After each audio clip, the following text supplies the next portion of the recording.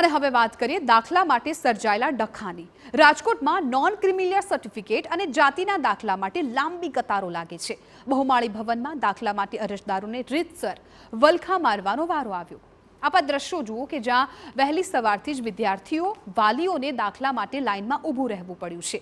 તો નાગરિકોની માંગ છે કે તંત્ર દ્વારા સ્ટાફનો વધારો કરવામાં આવે। આ તરફ સ્થિતિને જોતા તંત્રએ ગરમીથી બચવા કુલર અને મંડપની વ્યવસ્થા પણ કરી હતી। મહત્વનું છે કે ધોરણ 10 અને 12નું પરિણામ આવતાની સાથે દાખલા માટે અરજદારોએ ધસારો બોલાવ્યો। નોન ક્રિમિલિયર સર્ટિફિકેટ, જાતિના દાખલા અને ડોક્યુમેન્ટ વેરિફિકેશન માટે 3 બારી રખાય છે, જેથી કામ ઝડપથી થાય છે। પરંતુ સર્ટિફિકેટ માટે ફોટો પાડવાની 1 બારી હોવાથી સમયનો વ્યય થઈ રહ્યો છે।